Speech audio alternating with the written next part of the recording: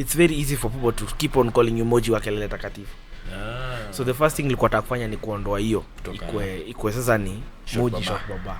My name is Moji ShortBabaa, gospel artist, creative, content creator, you know, all that. Who's your inspiration at this time? Ule mtu mwenye I think niliwahi sikiza, I was like, hey, this guy, it was Juliani.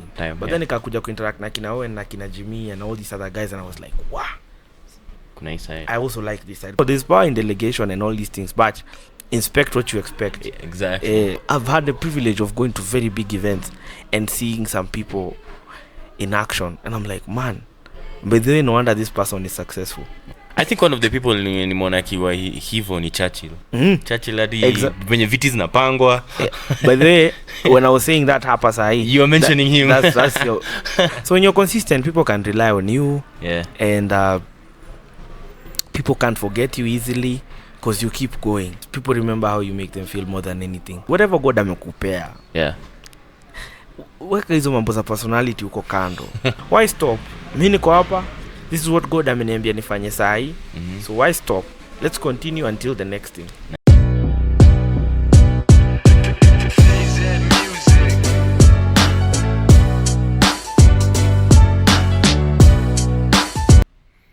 Welcome guys. I'm so excited about the artist we have today. Clearly we have already started talking and we have so much to share. Karibu sana Moji. Asante sana Enoque, man. Yeah man. Yeah. Nataka tuanze from the we were talking about it. Tuanze from where we met. You've been doing this for a minute now. For a while. Yeah. Na I remember siju kama umeniambia we have met before that, but where I remember us meeting was at Full House. Yeah. Though tulikuwa tumeanza kuongea before, but Full House it was in a studio uko because I was doing something with Holy Dave. Yeah. And then nilikuwa na play guitar. Alafu kuna one of the songs I had written that season, and I was excited about. Yeah. Now because nilikuwa nimekuona kwa TV nini. Yeah. I told you to listen to it. Na nakumbuka you helped me change part of the writing. Do you remember? I don't remember that part, man. I don't remember that part. Ukaniambia it will sound better if you do this. And I don't remember the song now. If you do this, and I actually did this na ikakuwa better because I was in a group that time as well. Yeah. It was better. It sounds better. It sounded better. Yeah. I think you know kitu kwanza, you know, kuna kitu nilikuwa naambia msee juzi is that over time we realize watu wanasemanga hizi sayings that how you make people feel blah blah blah is of it. First impression.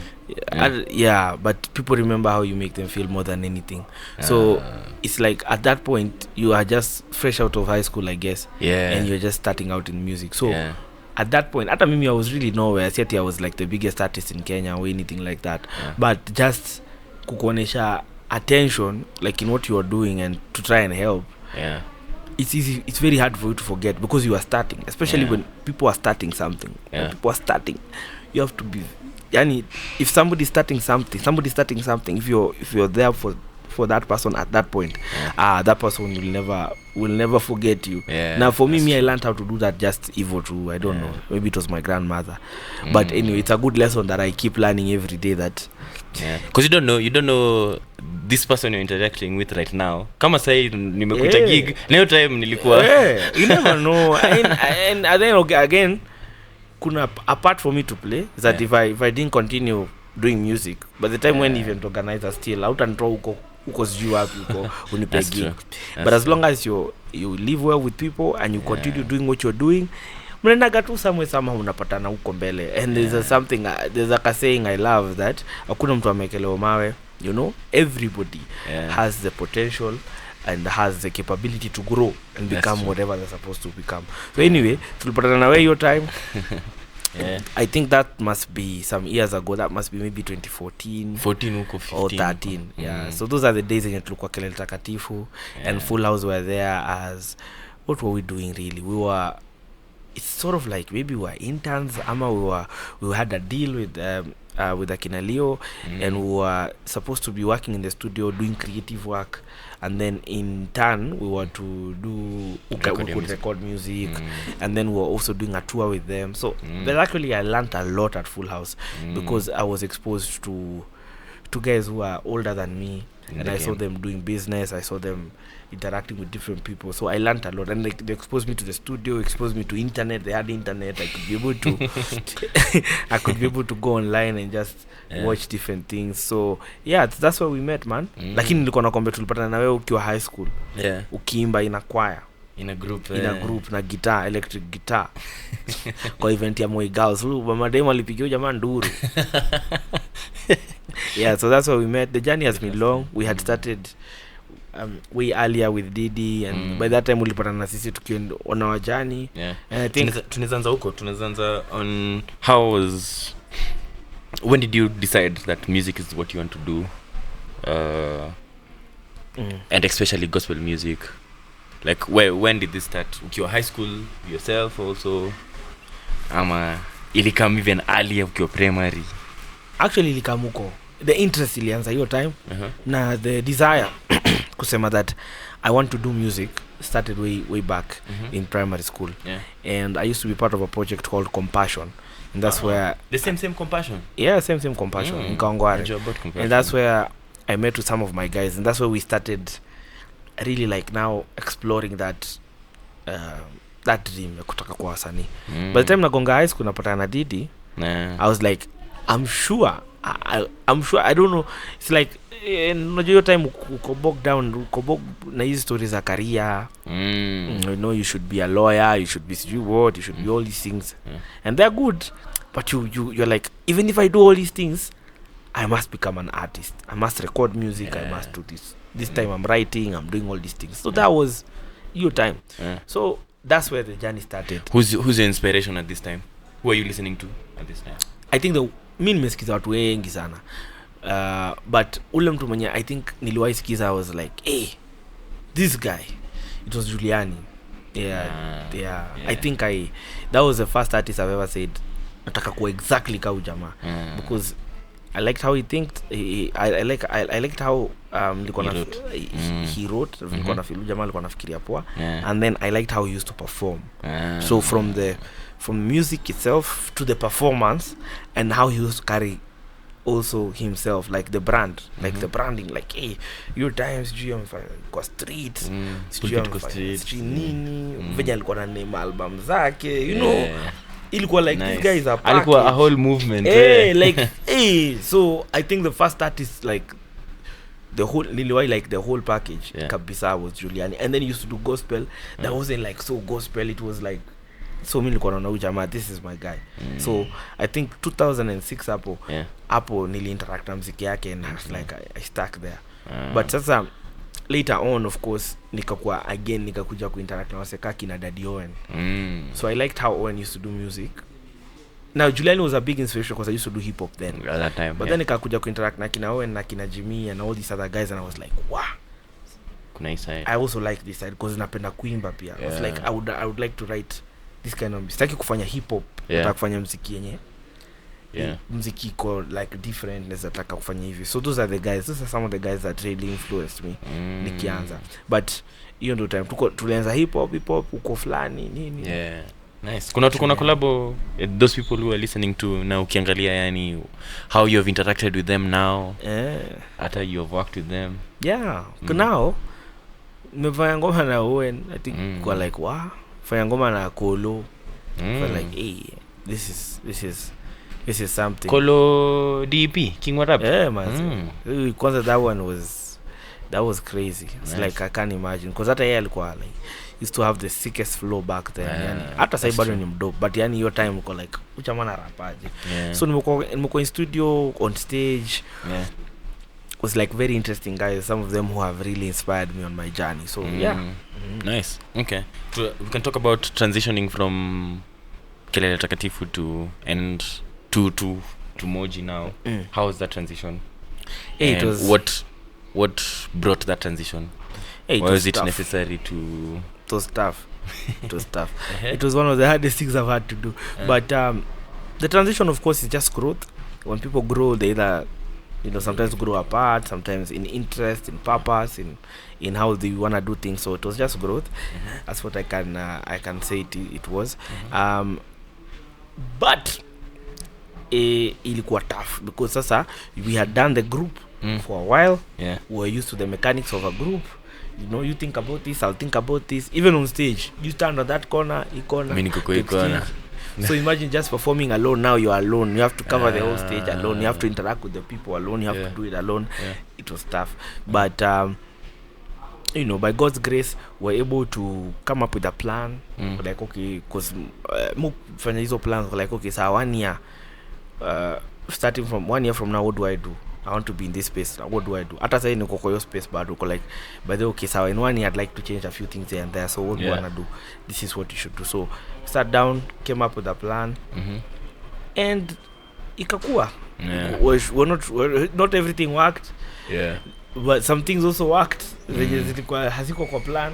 Yeah. Yeah. So it was tough, but it worked. Because the biggest thing is when change is very hard for people. If they're used to you in a group, it's very easy for people to keep on calling you Moji wa kelele takatifu.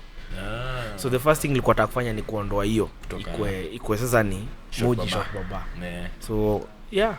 And by God's grace within 2 years iliwaka. Na like branding, let's talk about branding in terms of music business. Like, do you have management and how does that look like for you? So or wewe ndio kila kitu, wewe ndio booking agent, wewe ndio unaangalianga contract. So how's music business worked for you? I think in terms of structure, if you grow up kama msanii Kenya, first thing you do everything one man. Yes, that's true. Let's just be honest. For most Kenyan artists it's like that. You don't grow up ati kuna manager, kuna whatever. This is debatable, but I don't think pia kuna a huge number of managers who are qualified to do artist management. That's true.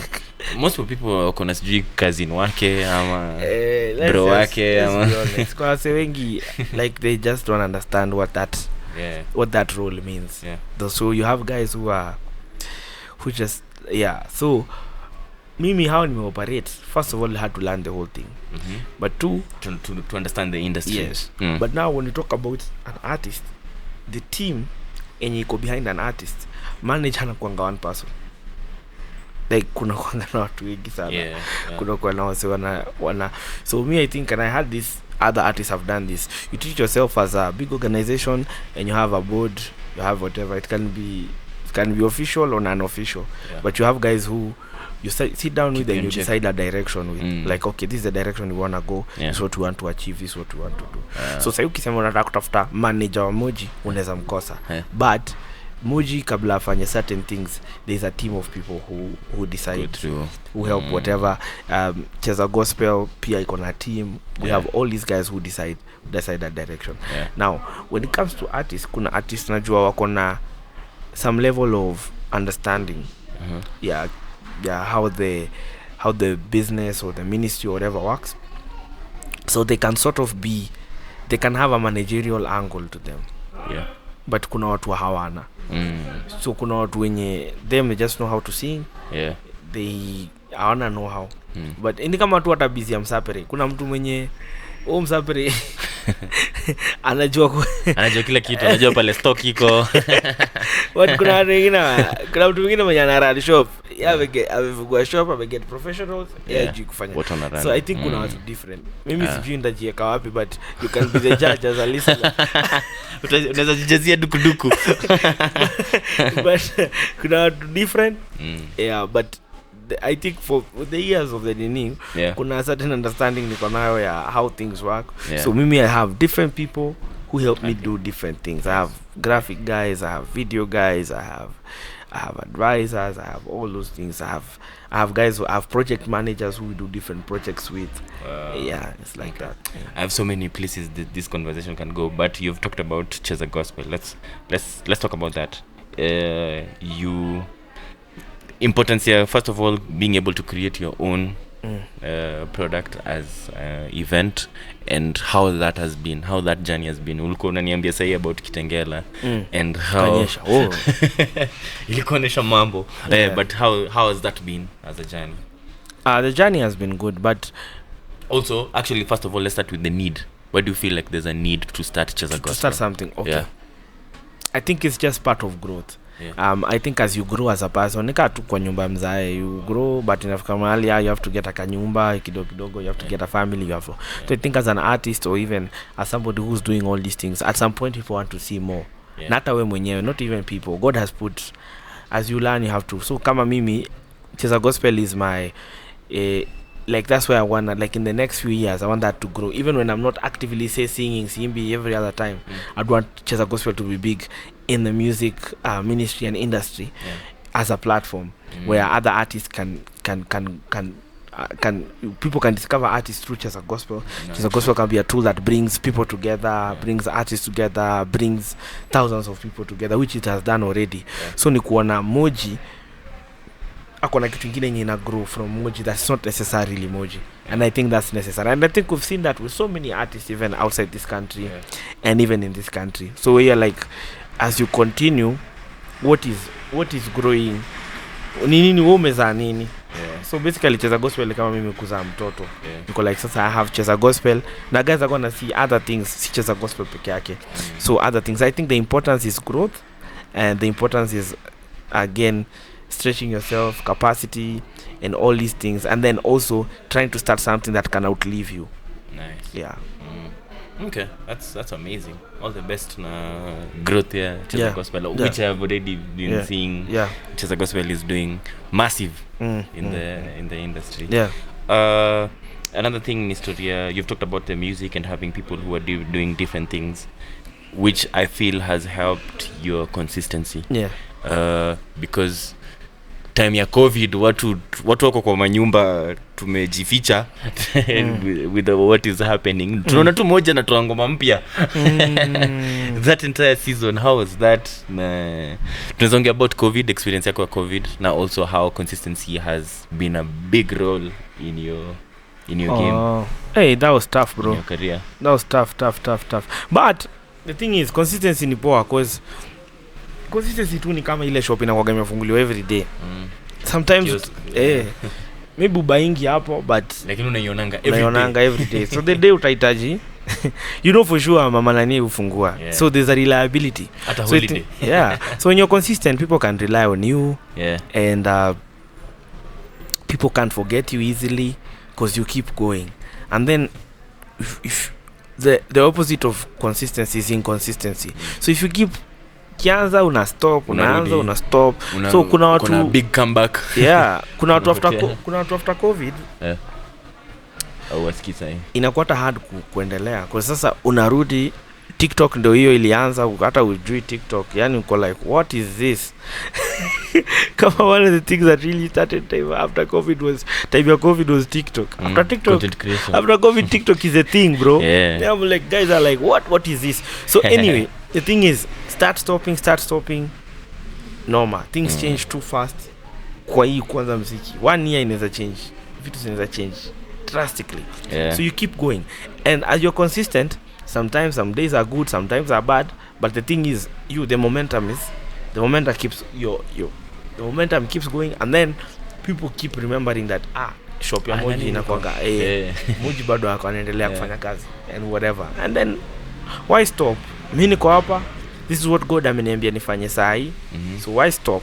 Let's continue until the next thing. Nice. Tunazongea about creative process. How does that look like? Na feel sound yako imekuwa kimorph as you grow and as you find. But what is the process? What direction do you take? Ni producer atakupatia ideas, ni wewe una come up na ideas. Music journey yako creatively, how does that look like? So usually we were talking with one of my artist friends, tukua nasema like one of the things you have to keep on writing. So kama mko anaandika ngoma every time, like hata leo lazima niandike ngoma, either a chorus or a bridge or whatever. So muandika ngoma everywhere, niko hapa hii place, maybe it inspire tunafaa kuandika actually, tunafaa after conversation it inspire song. That's just whatever, that's what I do every day. So sometimes itakuwa producer and to me a beat, sometimes alafu sasa pia mimi utreat muziki ka job yani. Nice. Inamaanisha I don't have to be inspired kwenda studio. Ili tu siwezi pita a certain period of time kasi janda studio. Wacha niende huko nikae huko, I push myself until I do something. Nice. So that's how. So we have to be every day you seek for inspiration every time, but even when you don't have inspiration you still like lazima niende studio. Like lawyer mkage anasema ajisikii kwenda leo sijisikii kusoma constitution. So and that's I think kuna wasanii wengi sana wameget twisted up na mambo ya inspiration ati I can only do this time, I can only do this that time, and I'm okay. Kuna the part of creativity and you can't force it, but you know sometimes you have to put yourself in situations where now you have to be creative. I think so. Like you have to know song lazima itoke leo. Lazima itoke. Of course kuna hizo vitu za kama you know you're a night person or a morning person, blah blah. Do it then. Yeah, so you know yourself, know your patterns, blah blah blah, but once you know them, now those patterns can inform. Kama mimi najua morning person when it comes to the studio, so you'll not find me going to the studio jioni ati najiforce wacha nitengeneze song. Sasa nasikia kulala, I will do nothing. But nikisema if I know I'm a morning person, then I make sure okay, this week I must make sure one of my mornings nimeenda studio. I know for sure something will come out. Nice. Yeah. Awesome. Yeah. Now talking about we were talking about diversifying in the morning. Now how it's not just music that you're doing. What other things have you gotten yourself into doing? Because of COVID also to say diversification was necessary. It was necessary. Especially online. But even before COVID, one thing I've always done, like people were like guys used to come, hey, we find you interesting, bro. Unaweza. Sasa mimi na gogo msewa kiniambia naweza niko like mbona nachocheka. It's trendy. But I wasn't always like that, man. Me I was a shy guy. Nilikuwa mtu reserved sana. But niko like ilifika tu time niko like there's a time Abel alinikola kaniambia buda unaona gani unaweza hack tu buda. Abel Mutua? Sio ndo alikuwa anaandika Suna Johnny. Like sawa. Abel akanicall tukaenda. Anika act. Kafanya a few episodes. Ikakuwa kali. Ikanifungua another part of my brain yenye sikuwa nimeelewa how filmmaking works. I was like, yo, this is such a crazy experience. So now I know how that works. MCing. Kumbuka time kwa MC Groove, nika MC whatever.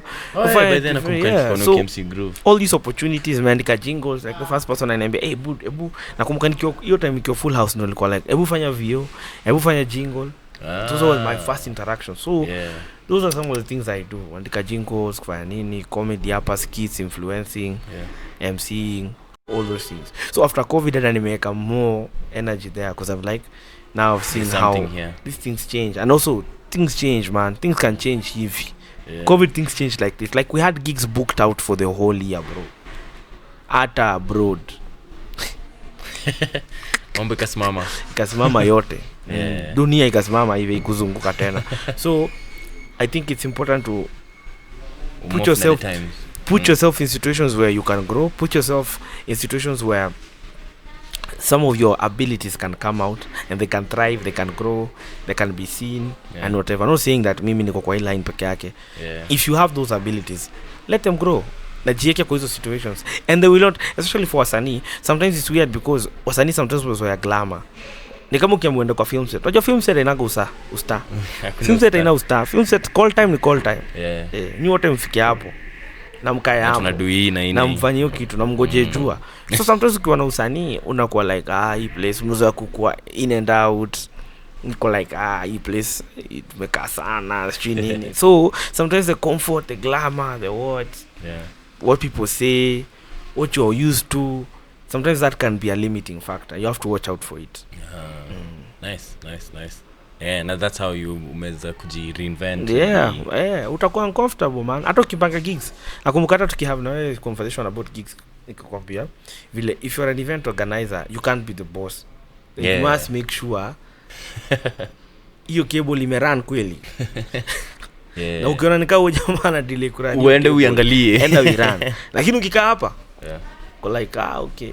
Nani ndiye anafaa kufanya hiyo? Nani ndiye anafaa kufanya? Sawa. Vitu zitaungua na wakati zitaungua, you then look at.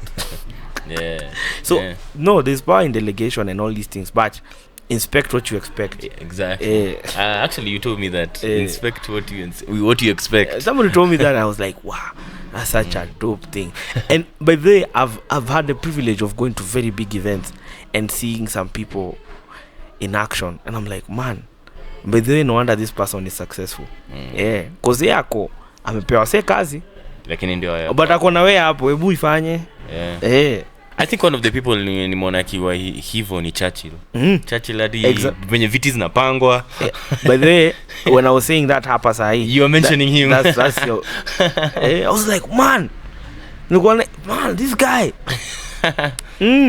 Hadi sahi he has a grip on everything. Like of course I'm a delegate, but ako hapo kumake sure vitu ziko sawa. Usikae huko and then you show up later and then sasa all you have doing sasa zile vitu zinachomeka ndio kwa firefighting nini. And for him to be like that and to be successful in what he does, he's had to do that for years. Exactly. Not be comfortable, not be whatever. Put himself there evil. Nice. That's amazing. Okay. Tuongelee about marriage and your being an artist and now being in marriage. How has that transitioned? Imekuwa poa sana. Of course was it easy? Like nini may happen that was different before you got married to now? Well, I think kuna a number of things may change. One of them, of course, ni when you're in a relationship, when you're married, when you're whatever, inamaanisha lazima you must artists sometimes unaweza kuwa naishi a carefree life kiasi. Kado yote kwa album na ulalenja cause haina shida. Ati weke yote kwa album alafu ulalenja. Food si lazima. Si essential. Like ulalenja na maisha unaweza kula mkate. Like me nakumbuka kuna siku I'd put money in music videos and whatever and just eat like a bare minimum meal for like a while until I make money. Gigi kuje. Like nakula mkate na maziwa, nakula biscuit, nafanya nini mpaka yote mdenye do itaingia. So anyway, kuishi in marriage, kuishi marriage inakusaidia sana in terms of responsibility, in terms of organization, and you just grow as a person. Pia una grow because now you're growing each other in marriage. Inasaidia sana. And I realized pia people in Kenya actually respect marriage sana. Kuna watu wako ni heshima until nioe. Say wanakupatia gigs hata akona nyumba. Akona boma yake. Kuna kwa Moji. I think our culture, but again ukiona and then doing life with somebody you love, mnaendelea poa. It just it gives there's a certain alignment. It aligns your life in a certain direction. So have you been able to? I've seen you working together. Actually, I booked you together for a gig. But how has it been being in the same industry? Iko poa, man. Because you see, I'm married and I'm in a relationship with the person. It's much more fun because, like, if I'm telling her jokes about the story, about the industry, about whatever, it makes sense and whatever. So I know there are people who are like, hey, don't marry in your same industry. But I'm like, me, I don't mind it. Because at ideally, I was like, I want to marry from the industry. I met somebody who was in the industry, but she was even behind the scenes before. By the time we were getting married and dating, she was not in front of the camera and on stage as much as she is now. But would you say that is your influence or you have played a part? I don't know. Anaweza sema akujajitetee. But she's always had that ability. So she used to do it anyway, but maybe not at the scale yenye anaifanya. Say she's a showstopper, inspiring women across the country, across the continent. She's doing a good job. She's doing an amazing flowers job. To her. Yeah. So the thing is, when we met, iko hivyo, but sasa inaenda ikiblow up, and I'm so happy to see it like keep growing and keep whatever. So it has all worked. Like for me, it just in our group work, because it's easier for her to understand some of the challenges I go through. I understand the challenges she goes through. She understands some of these things, and that tunaweza kugrow poa. There's a podcast I was watching. She was hosted. Yeah, nani Orange Connect. Yeah, Minor Mind. Alikuwa nasema about your. Have you watched it? Snippets. She's saying about your dynamic and how you got married. Alikuwa expect the Moji wa stage Moji atakuja kwa nyumba alafu akamit personality yako ukiwa at home introvert when you are serious introvert. How umeseparate hivyo because kwa stage wewe ni sini job bana ni rent ni job bana na ni job in terms of see your do in terms of rent peke yake is like what you're supposed to do, whatever God amekupea. Weka hizo mambo za personality uko kando. Nice. Kweli, you can't be an introvert. Na weni okay, you can be an introvert in a space that does not allow you to semaje, like okay, when you don't need to step up. You're an introvert, you're an extrovert. So there's a notion that extroverts are loud and whatever. It means an extrovert doesn't mean that an extrovert can't do a job where sometimes they are required to be silent. Does not mean that. You're an introvert, which the notion is introverts don't like talking, they don't like people, they just whatever. It does not mean you cannot do something that is like that allows you to be loud. That not allows you but requires you to be loud or to talk to people. It's not an your personality or whatever is not an excuse to not do what you're supposed to do. Sure. That's what I think. So I think introverts, so when you're not doing what you're supposed to do, then now enda kwa kona yako. Kawe ni introvert whatever. Kawe ni extroverted, like me I know guys who are extroverted, but if you kiwapata kwa shughuli zao zenye ni serious, huwezi dhani huyu mtu anaweza crack jokes na anaweza lala chini, anaweza piga masama, but ako kwa time for everything. The time for everything basically kuna hiyo.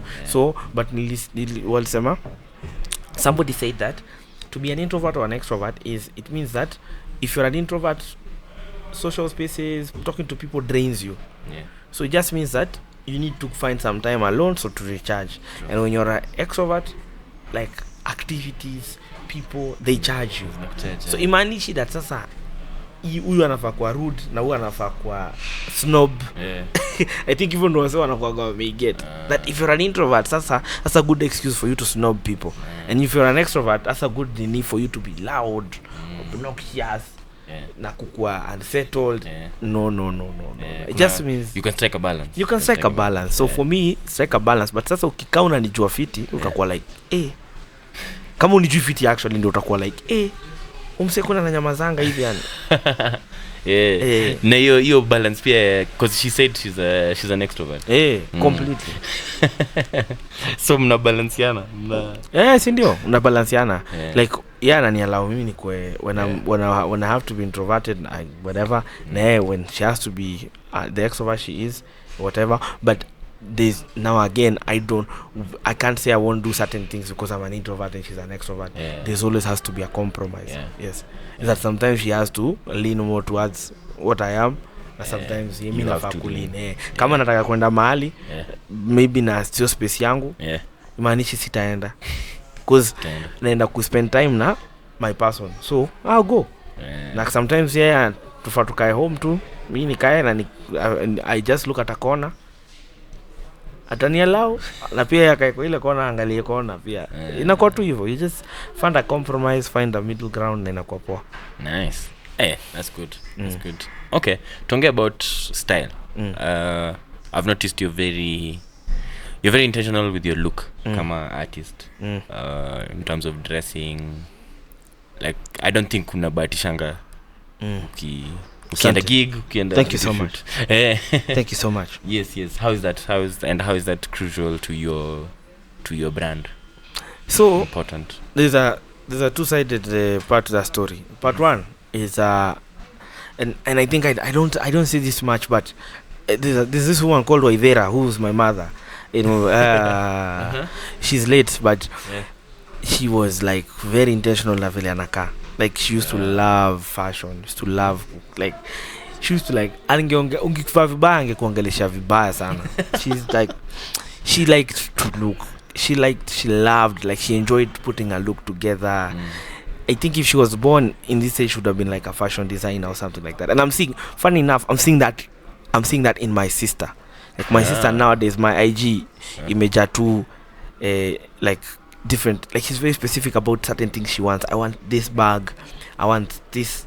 So my mother was very huge influence in how I think. Like kabla nitoke kwa hao, mi hata wakati siendi gig, hata kana naenda shop, sitatoka tu na kukapoa. Ni mimi lazima nikuwe comfortable, intentionality lazima nikuwe, hata kama ndavaa short nilikuwa intentional about ukinipata niko comfortable, because that's what I think style is. Sometimes that's when unaga, sometimes people they have to keep on justifying, because ulikuwa unajua ulikuwa ukue smart for that gig but hauku you are not intentional. Now everybody else amekuwa smart, now you are uncomfortable. You have to keep on justifying and telling guys, unajua mimi sina pesa ya luku kama nyinyi, unajua mimi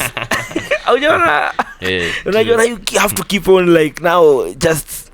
But you know, if you just thought about how you looked, then it won't matter how somebody else looked. So I think that's what unapatanga watu wako na style, watu wenye tu mzee ukimpata anywhere ako consistent, luku iko. Yes, ako consistent kama ni anapiga vile anapiga na nioni yake. So mimi ilitoka kwa mother, then ikaingia kwa usanii, uko na by the way it actually works that at the end of the day ukikuwa msanii, ukianza kuwa msanii, kuna watu wataanza kupenda moja ya muziki, kuna watu watakupenda moja ya vile unavaa, kuna watu watapenda zote na zinafaa kuendana. So kama unaimba urban music unafaa kuenda na hiyo look, kama unaimba this kind of music kuenda hiyo look. Hata unikivaa suti vile minta accessorize hiyo suti na vile mtu mwingine ata accessorize suti itakuwa tofauti. Nice. So I think like style is also an expression when it comes to music. Hata ukiangalia other like labels, when they say an artist, part of the artist development is hairstyle yake, vile anavaa inafaa kuendana na the kind of audience anatry ku capture and all those things.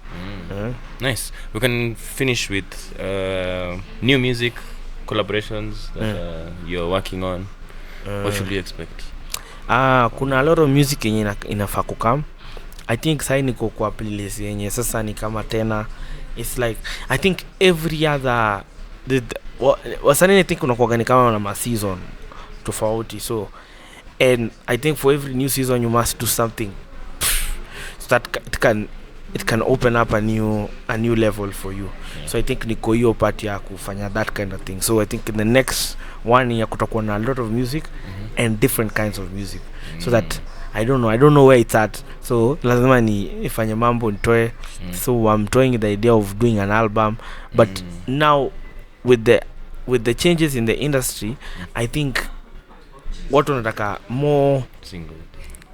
Si singles, EPs hata.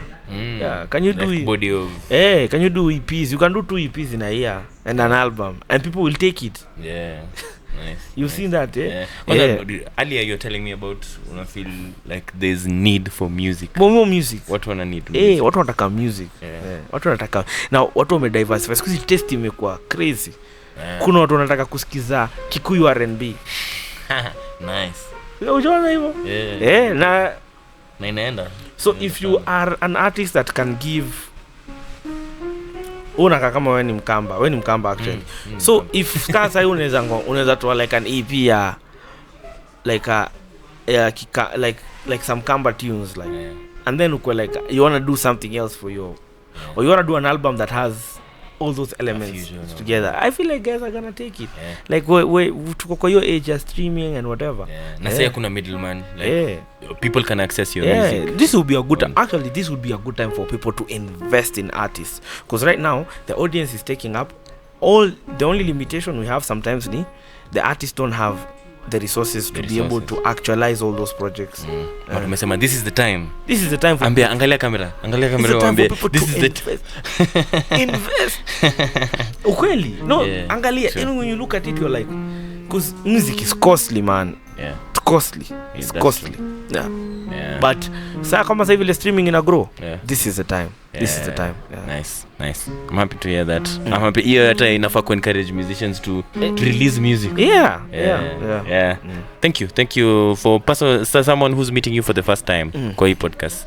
Unamwambiaje? Namwambia mazee, you're so privileged meet na mimi. Watukaa mimi ndio change lives. But anyway, my name is Moji ShortBabaa.